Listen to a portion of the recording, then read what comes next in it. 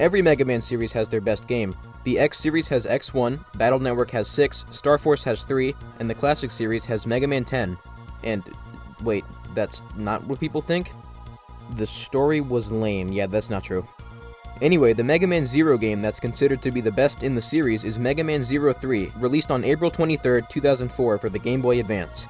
Most critics say that Mega Man Zero 3 didn't add much upon the previous game, but the problem is they say that for every single sequel. What, do you just want them to make a new Mega Man series every single time? In Mega Man 2, you fight off all the evil Robot Masters, but f*** that, we did that already.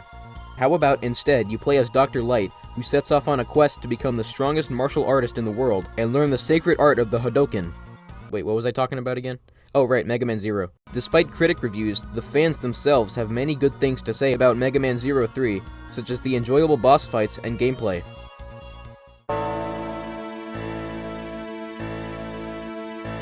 Two months after the events of Zero 2, Zero, CL, and the Resistance are out investigating a spaceship crash, but they have to abandon that for now, as a massive Reploid called Omega has been causing a ruckus and they have to go stop it. God damn, that was easy. You guys needed help with this? Why hello there, Zero. Look who I brought. What's good, Zero? Are you f***ing serious? Do you know how hard I worked to get rid of this shitbender? Master X, please let me suck your penis. I'll meet you at the Dark Elf, Zero.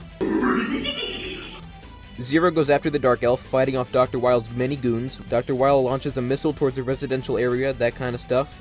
In the crash site, Omega finds and absorbs the Dark Elf, and before he can do anything to Zero, Harpuya steps in and saves Zero, injuring himself in the process. Meanwhile, in Neo Arcadia, CL, surrender to us and give us the new energy system, and we can stop fighting. What do you mean, go fuck myself? Zero stops Neo Arcadia's attack on the Resistance base and confronts Copy X. Luckily for Zero, Dr. Wile poisoned Copy X's lunch with laxatives before the fight. X explodes, giving Zero a little extra time to go after Dr. Wile. Fools! Now I have the Dark Elf and control over Fuck! I'm just gonna start calling it New Arcadia. I can control all the Reploids now. Why is nothing happening to us? Don't worry, Zero. We're the main characters. We'll be okay. Zero goes to fight Omega, then fights him again.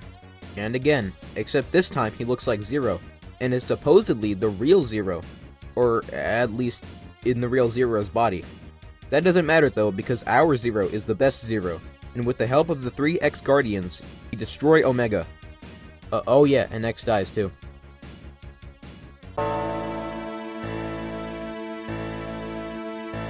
Mega Man Zero 3 is considered to be the best in the series among fans, and honestly they have good reason to say this. I found the gameplay in this game to be a lot more enjoyable than the last two.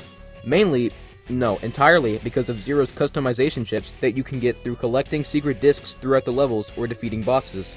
While introduced in the first game, they were more fully fleshed out in this game, and there are 3 types of chips here: head, body, and feet.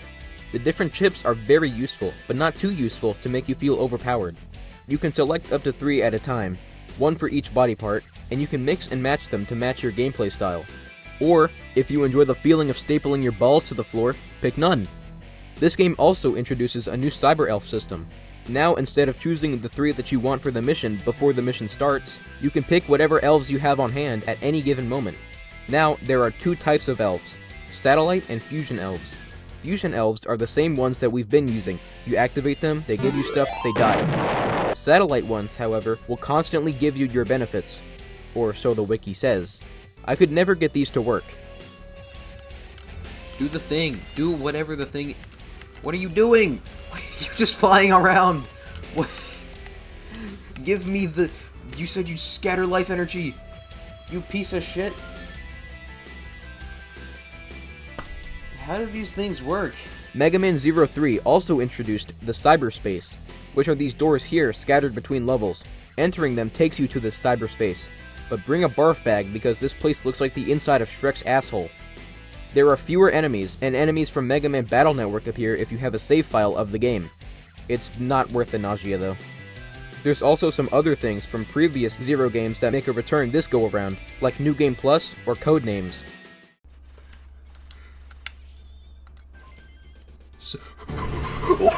What? No.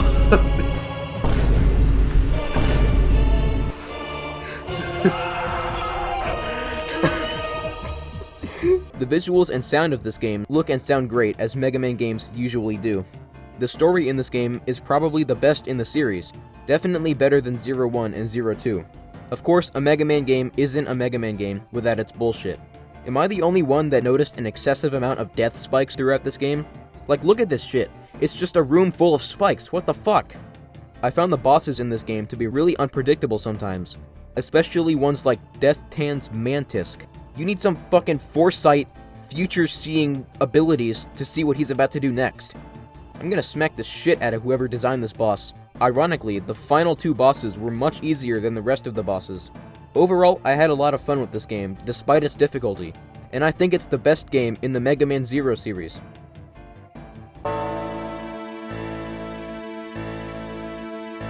Mega Man 03 was initially planned to be the final game in the series, with the box art even supposedly claiming that this is the exciting conclusion to the Zero series. But I don't think it says this. I checked the box and it said nothing of this. Also, as I was researching for this, I found the European cover for Mega Man 03. He's fucking cross-eyed, he looks like a frog. Mega Man 03 is also the last of the classic series' robots, since Zero destroys his original body. And, oh yeah, and X also dies too. Mega Man 03 is one of two Mega Man games that feature the opening stage boss as the final boss. This game's case is Omega, and the other game is Mega Man X5 with Sigma.